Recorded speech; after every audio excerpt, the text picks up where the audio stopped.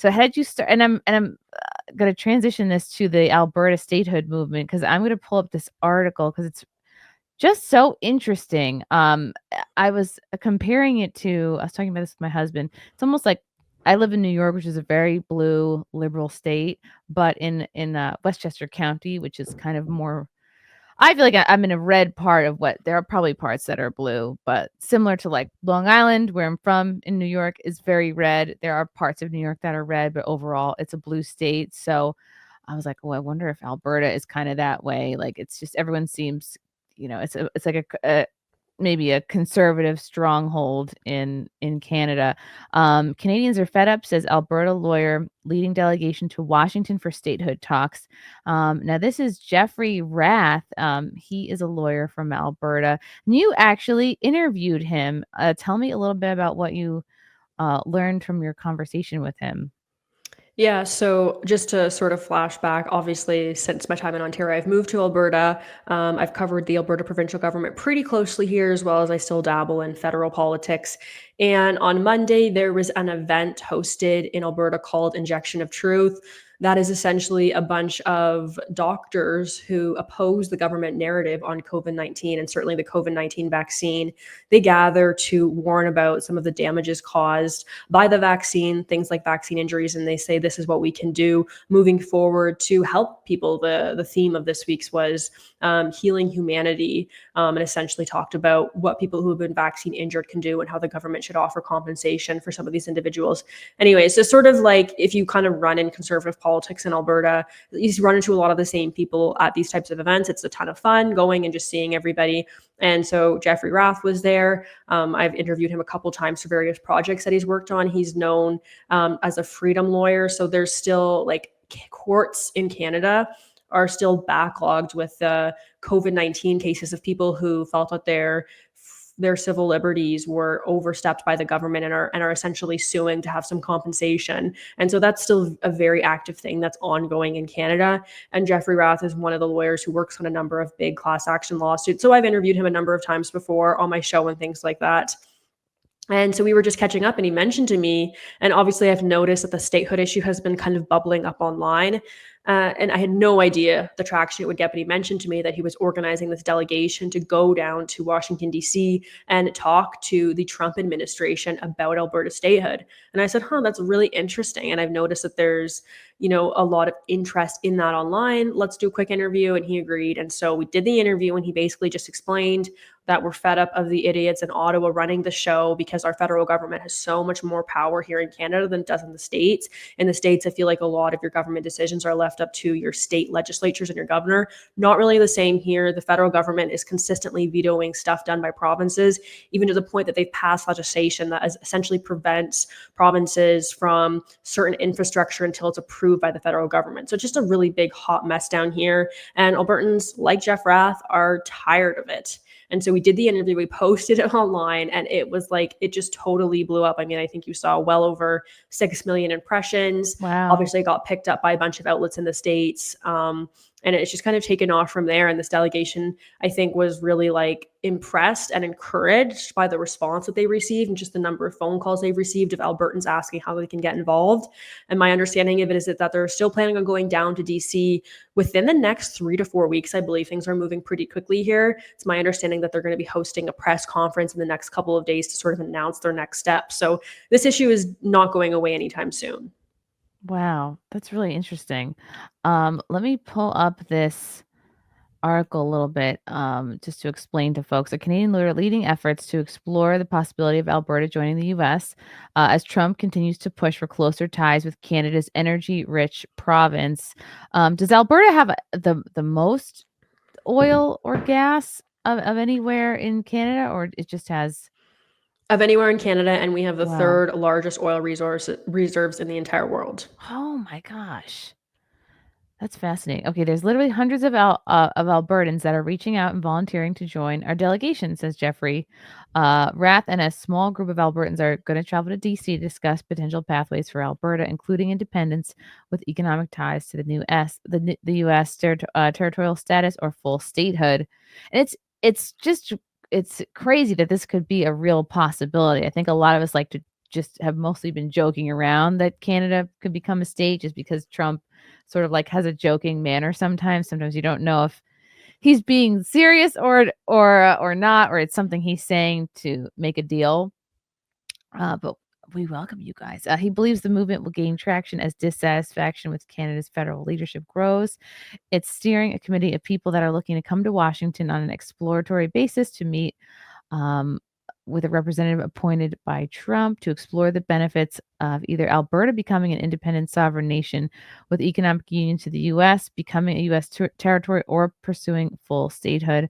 Rath argues that Alberta, home to 4.9 million people and a major hub for oil, manufacturing, and construction, has little in common with Canada's political elite. I think a lot of us here in the U.S. can identify with that for sure. Those of us living in red states, especially the last 4 years, they've completely lost their way, he said, criticizing Prime Minister Justin Trudeau's administration. Trudeau and Carney, are wringing their hands over tariffs. They're going to be kicking Albertans in the teeth and bringing in a 21% carbon tax in April.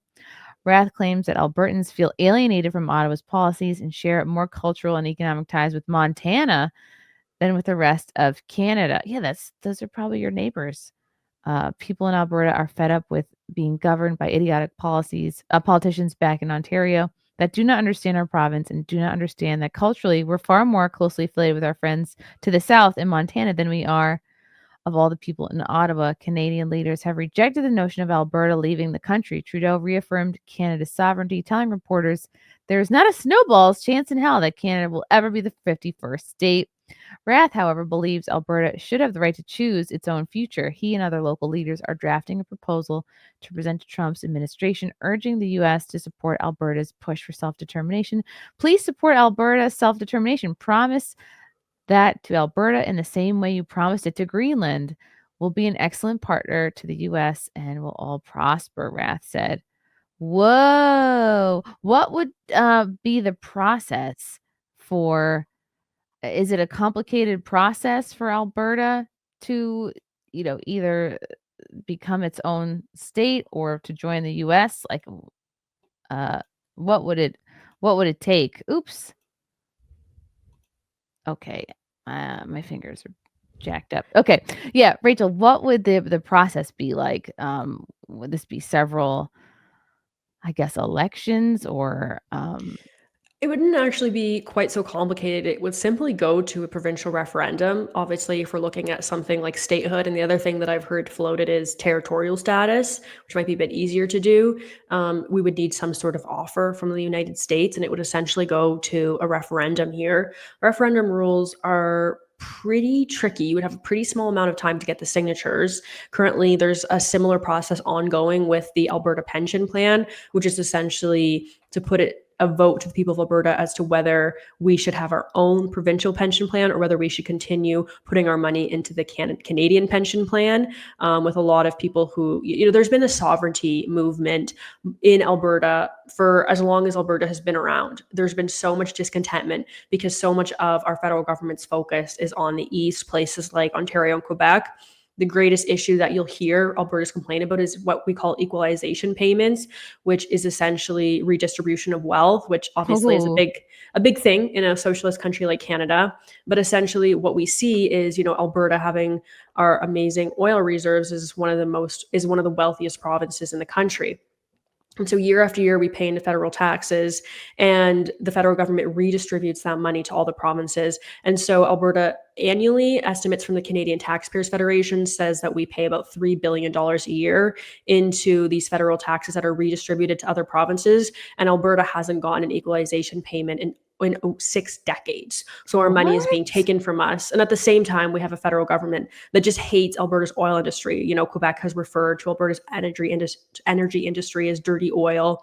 And the Trudeau government wants to essentially implement an emissions cap on greenhouse gas emissions, much of which comes from Alberta's energy. And that would simply amount to a capacity reduction because, these suppliers, they don't have the technology to meet this cap, and so they would simply have to produce less energy. So it's like the federal government hates our industry. The rest of the provinces talk poorly about the rest of our energy industry, and at the same time, they're all prospering from it, and Alberta gets nothing in return. And so that's where a lot of this frustration lies. And so if this were to actually go forward, like we're seeing some of the sovereignty movement being pushed with things like the Alberta pension plan, Alberta wanting to distance itself from Ottawa and from the federal government, that would have to go to a referendum with about 60% of support from the province. Now, there hasn't been any recent polling done on the statehood movement. I've actually been talking to a couple of pollsters, and they've seen some of the interest in this, and I think we'll probably see some come out. But I think before it were to go to a referendum, there would have to be a big campaign period of simply educating Albertans on what the benefits of this would be. And if it was a partnership with America, I think one of the big benefits that they could argue would be the economic benefits, as well as obviously more freedom. But I think the economic benefit would really be the thing to push for and to argue here and to explain that to Albertans.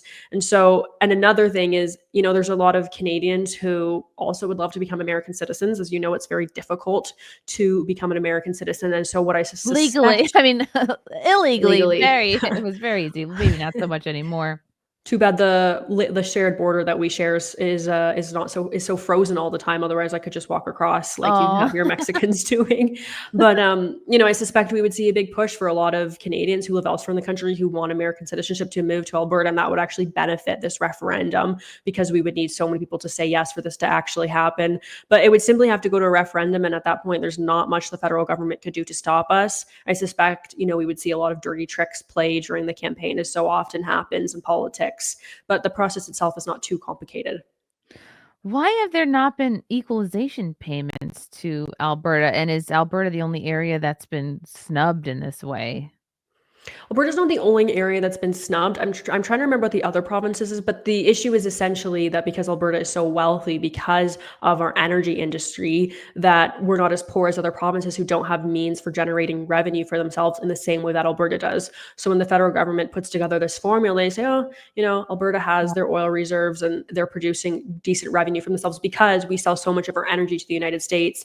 We actually sell more energy to you than anywhere else. And that's partly because we're landlocked and partly because the rest of the country has said no to Alberta building pipelines across, the other provinces to get their product to the ocean so that it can be shipped elsewhere in the world.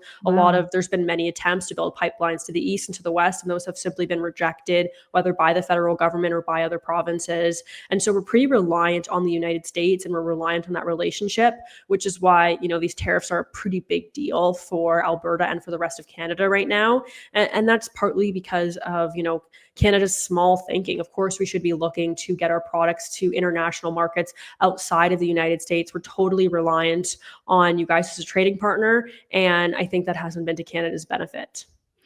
And do you think those pipelines were not created, for environmental reasons, or just because, we had such a good deal between the U.S. and Canada for energy?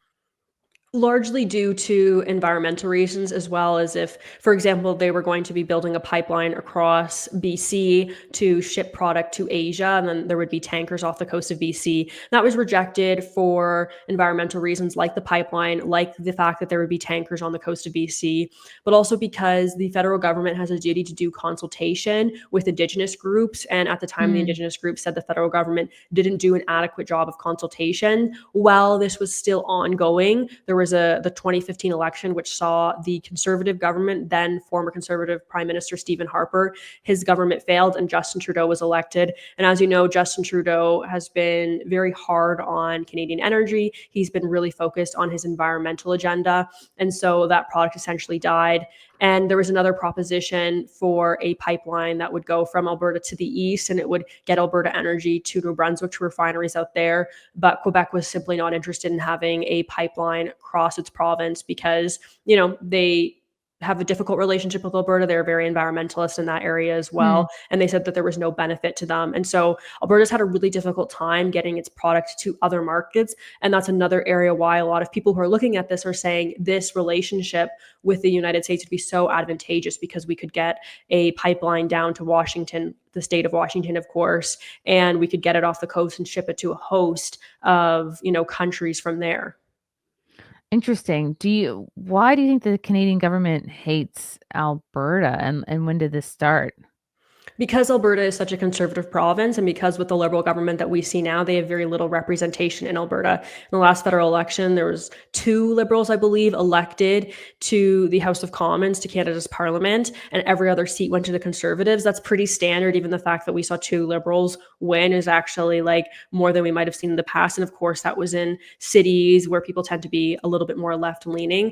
And so there's just no real representation for the Liberals in Alberta, and Alberta is such a Wow. conservative place that's so at odds with the rest of Canada. I mean, that's one of the reasons that I moved here, is that there's actually, a real conservatism here that you just don't find in other Wow. places. For example, I just spent, the first bit of the show explaining to you how my adulthood and my reporting has really been shaped by Canada's COVID-19 pandemic policies. The government that introduced those policies has been reelected again and again since introducing. They have not faced any consequences for locking Canadians down for essentially 2 years and stomping all over our rights and freedoms. In contrast, in Alberta, the premier that was then former conservative, if you want to even say that, Conservative Premier Jason Kenney, who implemented a host of restrictions on Albertans, freedom and liberties, he was removed from office. Albertans were like, we are not having this. We do not accept this. You are not going to lock us at home. You are not going to lock down our churches. You are not going to implement a vaccine passport.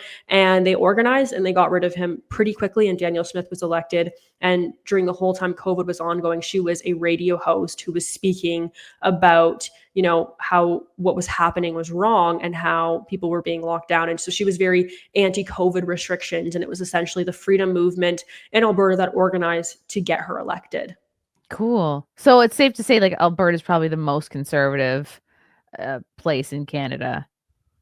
Alberta is absolutely the most conservative place in Canada. And I think that a lot of Americans actually somehow know that, because when I posted this first clip with Jeffrey Rath, a lot of the comments were people like really liking the idea. And obviously there's a big benefit to America there, because Donald Trump is looking for energy security, and he would absolutely get that with Alberta. And, to your point earlier, you were saying it's difficult to know what Donald Trump wants and what he means by things. And I would totally agree when he makes these jokes about the 51st state, about Justin Trudeau being the governor. You kind of wonder, like, what is his end game here? And I would be surprised if he actually wanted Canada to become a part of the United States, because Canada is so liberal and so left-leaning, and because we've had so much mass immigration under Justin Trudeau, just millions of unvetted people coming into this country. And I just can't imagine that Donald Trump actually wants, to have all these people join the United States, a lot of really liberal-leaning voters, and then as well, all this mass immigration problem. You guys have your own issues with mass immigration he's trying to clean up. Why does he want all of Canada's problems too? You don't really see those problems in Alberta as much. We're less than 5 million people here. So in terms of the 5 million people applying for citizenship, it would actually be doable. And, our immigration numbers are a lot lower here. A lot of the people who are moving to Canada are moving to Ontario, into the greater Toronto region that we call the GTA. That place has been totally transformed by mass immigration, and even the area that I grew up in, it's almost unrecognizable in some senses. But my sense from what I posted was that a lot of Americans were like, we welcome you, Alberta. And so I think it has a reputation of being a conservative place, even internationally. Yes, I think this video here helps to give some color to your point. This is from September 2023. In 1 year, Alberta added over 100,000 new residents. Over 60% of them were from other countries. Okay, let me see if this is a longer video, but I think this explains it somewhat. According to Statistics Canada, Alberta was home to 4.7 million people as of July 1st. That's 184,000 people higher than the same time last year, and much higher than the previous record of just over 106,000 set back in 2013. We had record population growth. So we saw over 184,000 people added to the province in just 1 year. Wow. That's very significant. International migration is the biggest driver of this boom, making up 61% of the total increase. Damn. Hassan Manwari moved here 2 weeks ago due to the Taliban takeover in his home country of Afghanistan. Deport him! Like many people, he chose Alberta due to its stronger job growth and relatively affordable housing.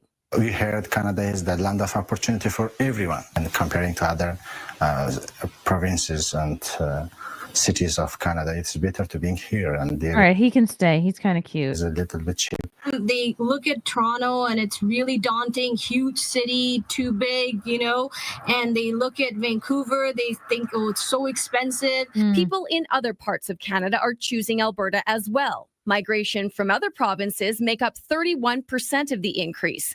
The vast majority come from Ontario and BC.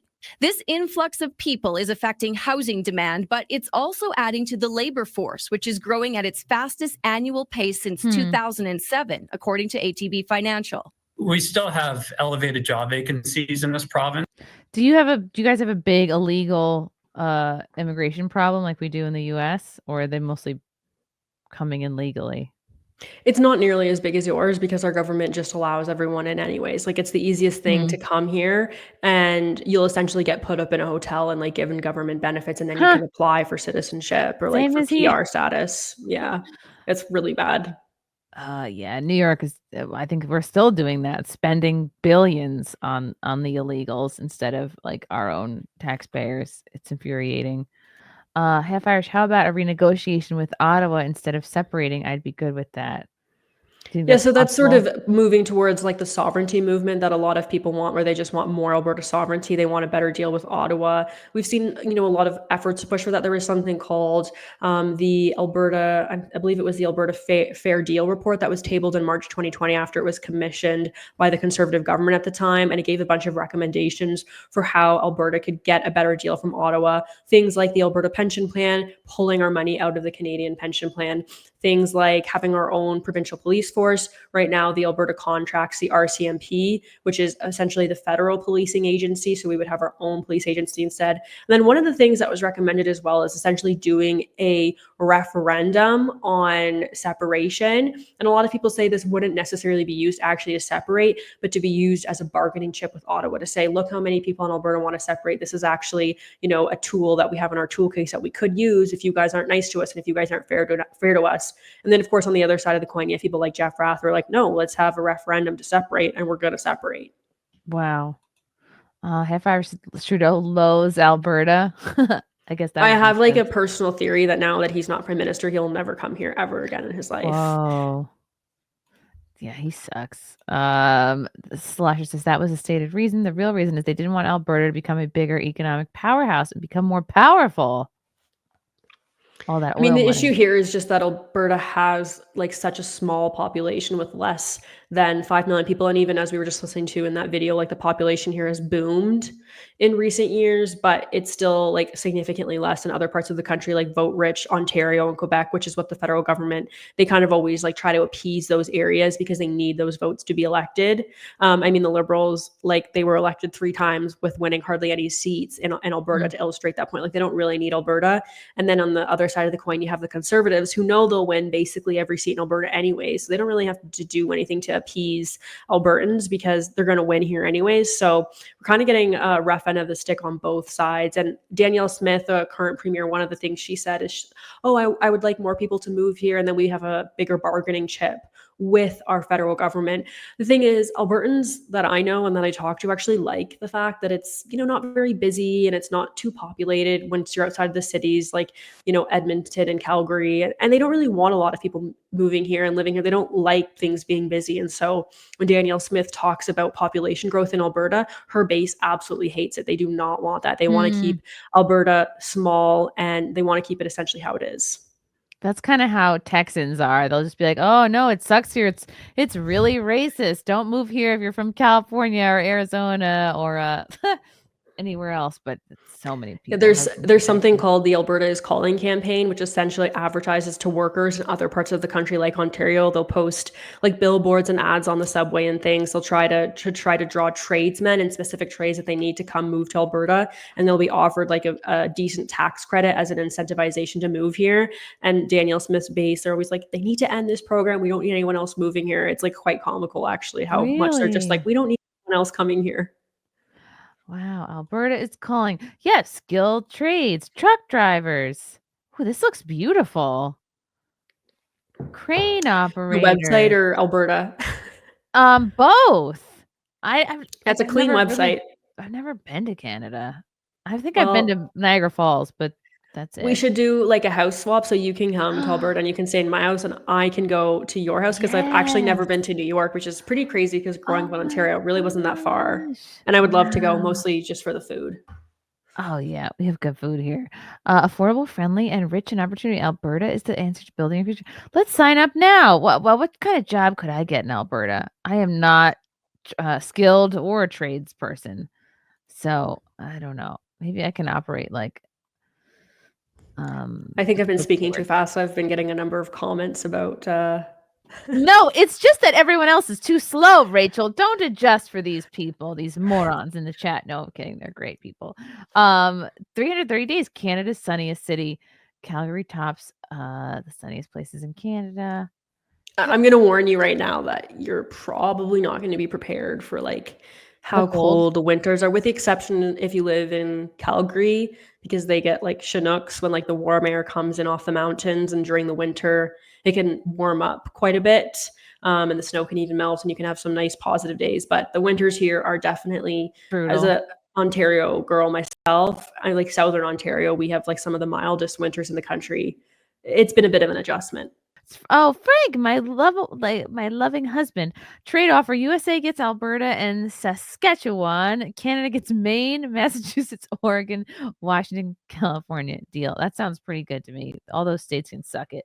Love you guys. Thank you for the chats. Thank you for the comments. I will see you guys tomorrow. Bye. Bye. All right. Love you guys. God, I don't even want to leave. This candle smells so good. I don't want to leave. All right. Love you guys. Talk to you soon. Bye. Love you all. Join the Discord. Feet. Love you all. Wow. You guys are awesome. Love you, get it. Bye, guys. Bye. Now I'm really leaving. Love you. Bye.